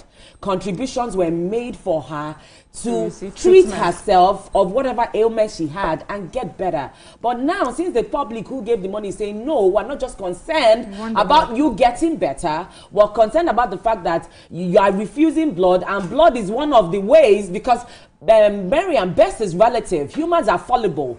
I have seen where medicine defies, health or turnout defines medical proclamations. True. So when you say best, it's relative. If a doctor says this is the best course of treatment, that is relative to his understanding and his recommendations. An imperfect human. So this is a person who is saying, because of my faith and my relationship with God, my maker and my creator has said to me, I should not take blood. For that reason, I want to obey my creator and not take blood. If a human has given me money and is now saying they are angry with me that I took money and I'm making a decision because I want to please my creator, because a doctor has said this is the best, an imperfect doctor, then please, by all chance, make restitutions and refund the money. But let me now go into the details about why bloodless surgery is a thing in medical practice now.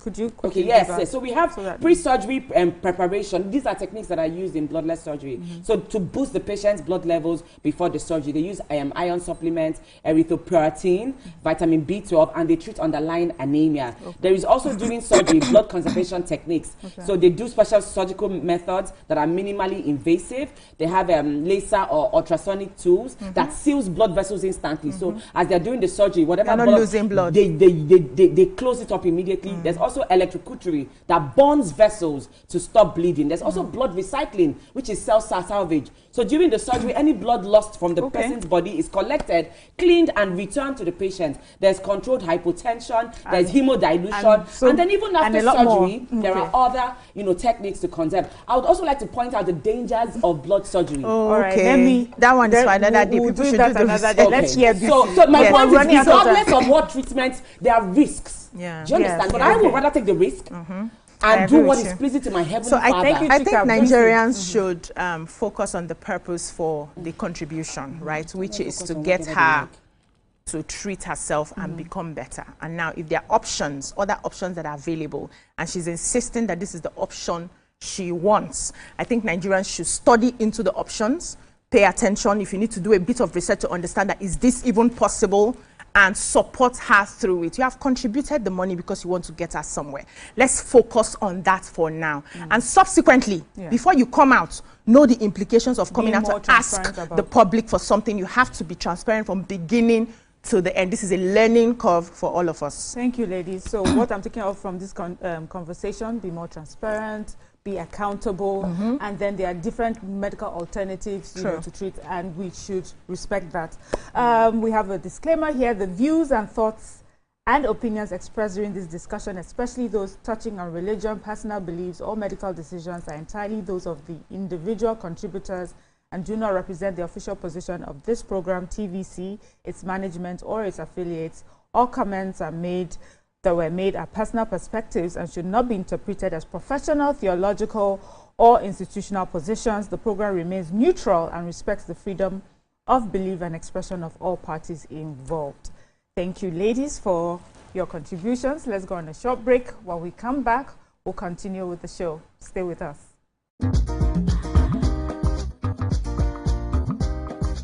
Stay tuned. Your View will be right back.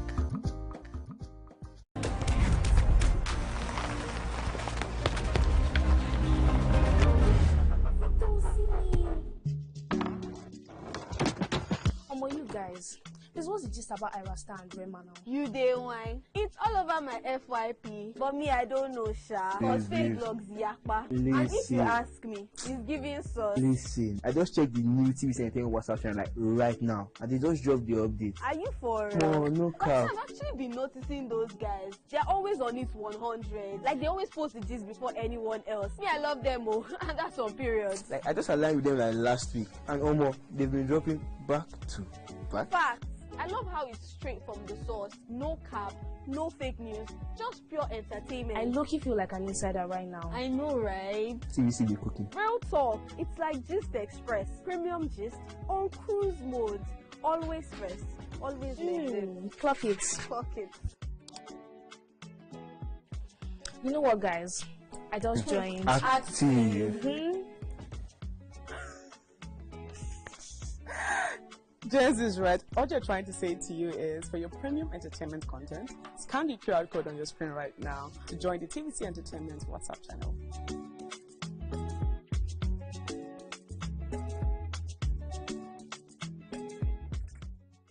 Now hope They carry us. even when wahala they choke, we stand gidigba. Hope they waka with us for downfall. They gist with us for buka. No matter the gbege, our spirit no fit scatter. Hope na that pikin where they read ABCD and still get ogbonge dream for hearts. Hope now the mama where they fry akara, we see the reason say Tomorrow go soft for her. Naija. Your freedom na promise. Say hope go always come, no matter wetin happen.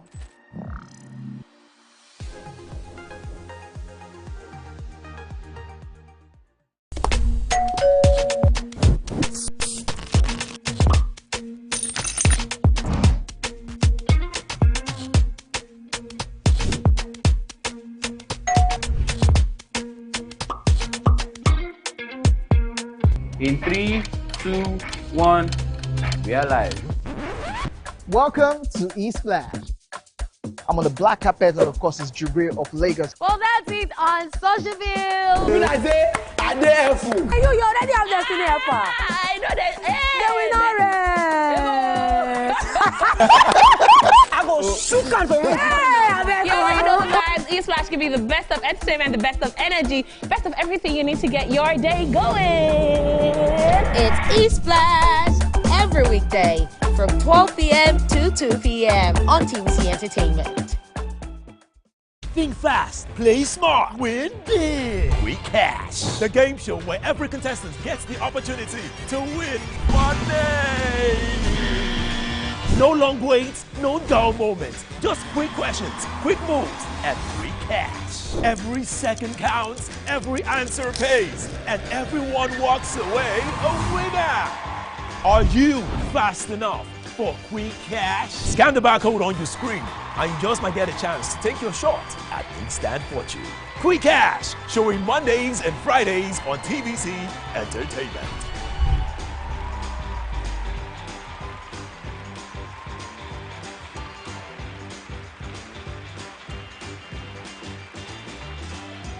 Station where they unite us all. From the award-winning breakfast show, Waiting Day, with your brother, your friend, Wale Po. Everywhere. So, Baba. You a joke for this time. This is not Cruise Express. And this go be the best 4 hours of our life. Country people, make una join us. Oh.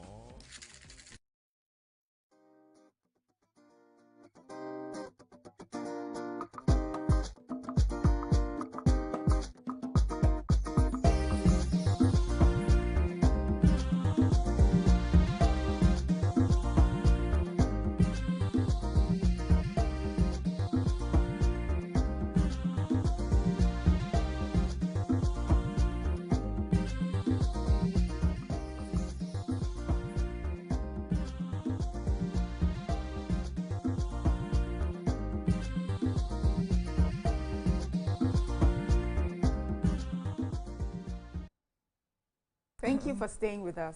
Every year, tens of thousands of Nigerian youths lose a year or worse, give up their dreams because exam prep is inaccessible, expensive, or ineffective. Tuteriaprep believes they can change this narrative because they believe talent everywhere deserve an equal chance. They are building new model of exam-ready, education-smart, affordable, inclusive, and results-oriented program.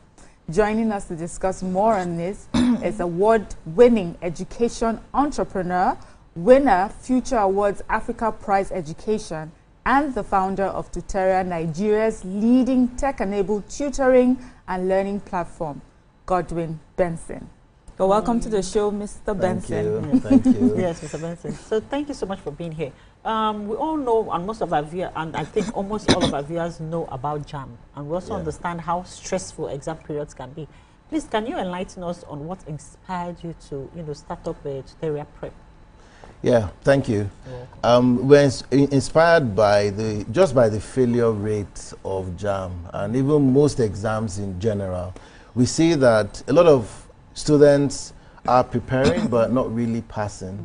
So from our perspective, we thought that something is wrong with the way that we prepare or that they have prepared historically. And that worried us to say that what can Tuteria do to reverse the trend of exam failure. So JAM is just one example where, for instance, last year we saw up to 78% of people got below 200. And that's indicative of not just failing the exam, but like what's the hope of Nigeria if many young people are failing. So that's why we wanted to step in. Yeah, so what would you say is the biggest challenge really for Nigerian students when it comes to exam preparation? And how does tech maybe help in terms of, does tech aggravate the problem or does it alleviate the problem? So what would you say? So there's a fundamental philosophy about exams. Exams don't test how much you know. Wow. Exams are not the true test of knowledge. No, they test how well you can pass the questions you're asked.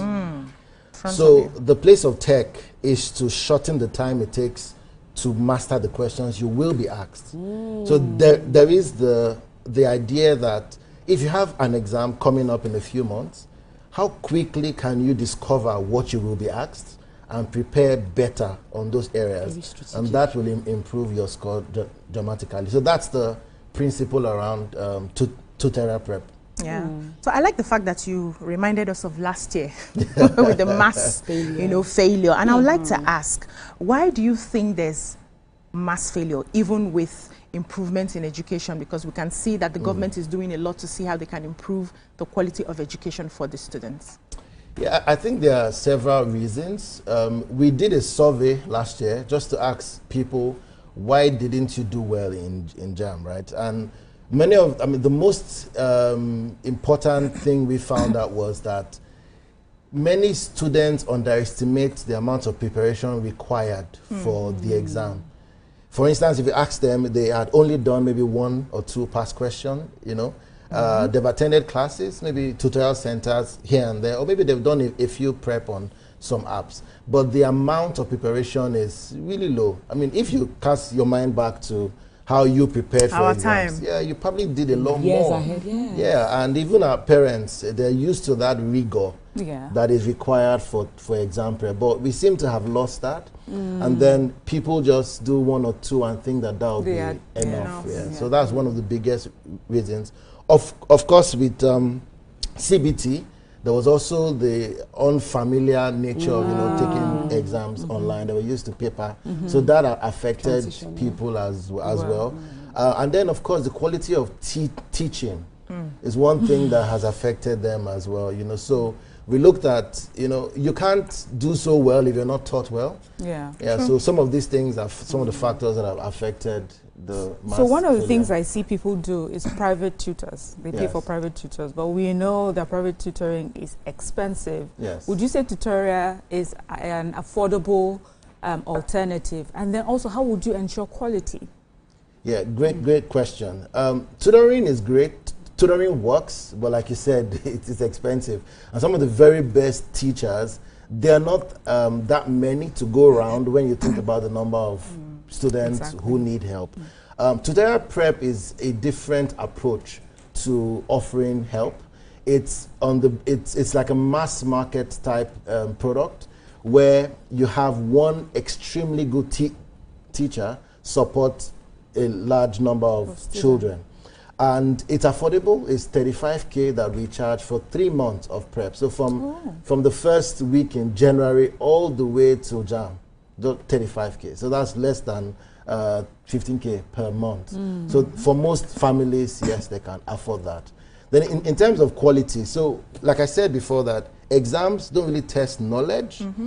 What they test is the questions you'll be asked, how well have you mastered them? So our platform has been built for mastery, where we've taken the last 20 years of JAM past question, digitized it, and then we can start to predict what the next JAM question would be, which means when you take our Tutoriaprep, the questions that we train you on are questions that are likely to come out in the exam, because coming from that philosophy that exams really test what you're asked. So how quickly can you find out what you will be asked? And that's what we do to ensure that the training delivers the best outcomes. Okay, so many people agree that there's no shortcut to studying. Yes. So I would like to know what makes Tutoriaprep, not just like any other tuition class. Like, what makes you different? What makes you stand out? Yeah, great question. So is there a shortcut we are taking as well? There's truly no shortcut. The rigor that exam prep requires is what we've built into our platform. So we offer a couple things. One is when you sign on, we have daily live classes every day, Monday to Friday, in the subjects that you've enrolled for. And these are taught by some of the very best teachers in the country. You also have practice tests, which you do after every class. Then every week, there are also mock exams. These are incentivized. There are also prizes you get every week if you take the mocks. And then you have personalized reports. So as you take the quizzes and the practice tests, we start to show you the topics and the areas where you're struggling with the most. We found this to be very valuable to parents to know that not only does my child not know maths, what exactly in the maths does he not know? If he's going to take JAM today, what is his score likely to be? Our platform can predict that based on your current knowledge, if you took JAM now, this is the score you will get. So all of that ensures that it's not just like any tutoring platform. It's specially built for exam prep. Then there's the final, I guess, icing on the cake of scholarship. So we're offering up to 2 million naira plus a laptop for the candidate who scores the highest in the actual JAM, and a few more prizes just to encourage competitiveness amongst the JAM candidates. All right, so you talked about mocks, and I know that parents will really want to listen up for this because every parent is concerned and worried about outcomes for their children when it comes to JAM. So talk us through some of these things, the things that Tuteria boasts about: AI-powered diagnostics, mastery tracking, and the mocks, and then mentorship as well. Can you break these down to parents so they get a fine sense of how this add value? Yes. Okay, so this is what it is. JAM is coming up in March. Let's say your child is preparing from now. Of course, you want them to pass, and you don't want them to get 200 because the competition is getting tougher. More people are taking the exam, so the cutoff scores are higher. So you want them to get in the region of 300, 280 to 320. Therefore, you need to know exactly what does this child need to know now to make sure that by the time it's March or April, he's best positioned to get the best score. So what we've done is, because of our AI capabilities, when your child takes the first practice test, maybe take 1 or 2, it shows you exactly where he's weak, where he's strong. Not only in terms of subject, but also topics, and even lower than that, like learning outcomes. What does he not understand? And then, as he takes the practice test, the platform adjusts to his own strength. It says, for instance, you are right now at 180. To go to 260, these are the things you need to do. So we don't just give you a platform to just prep on your own. It guides you all the way.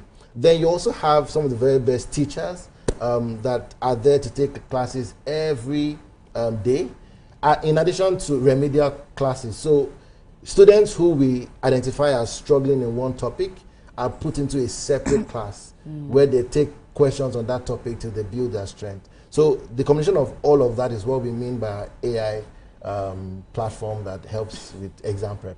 Okay, so I know that you piloted this model earlier in the year. Yeah. I'd like to know the success stories you have so far.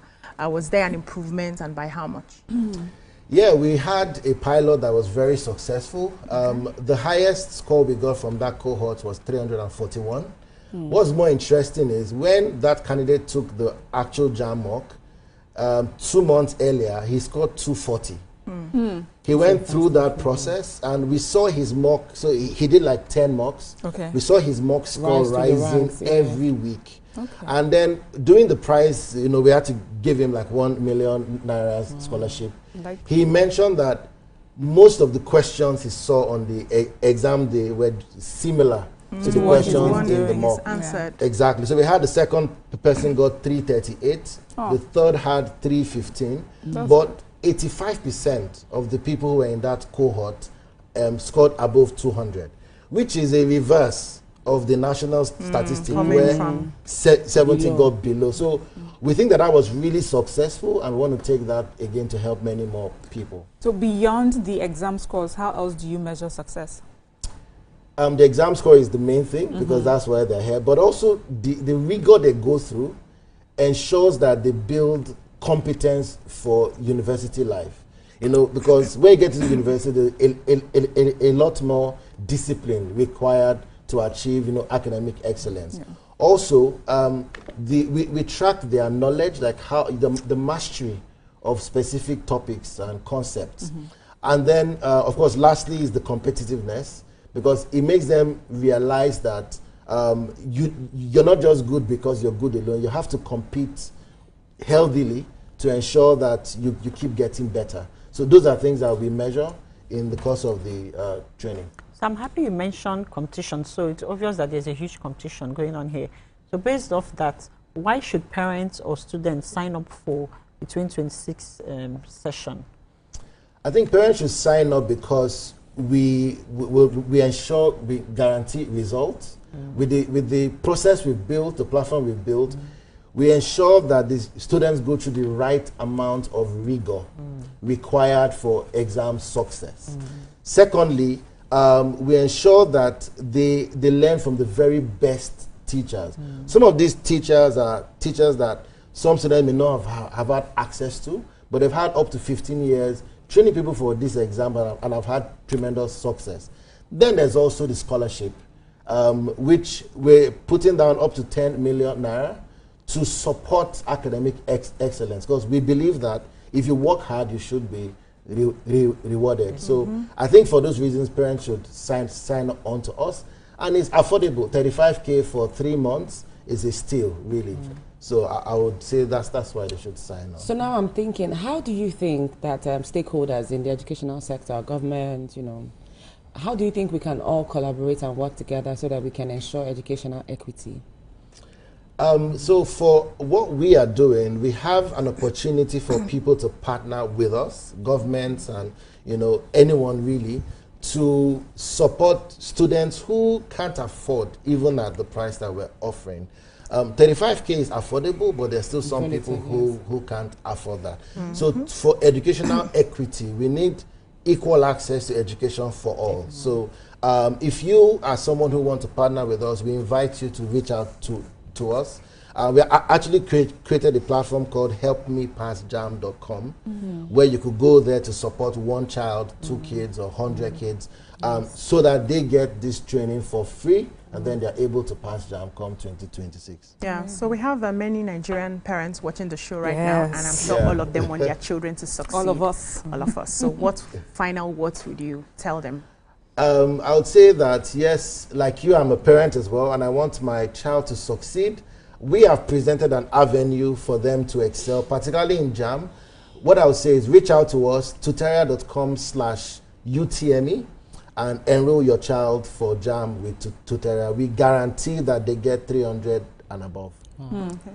So what we're saying with Tutorial, we've said it's affordable. Yes. And then we can see that the success rate is quite great based on last year's outcome. So I think that this is very exciting for a lot of parents. You know, our viewers watch our show really, you know, to get information that can help them in various ways. And this is very important for those who are trying to prepare their children for JAM, to know that they have one place where they can get all this information. This will be very helpful for a lot of parents. Thank you for joining us today. You so much. Thank you. And ladies, thank you for today's conversation. It wasn't an easy one, was it? You know? Because for me, I thought, yeah, it was quite a slippery slope.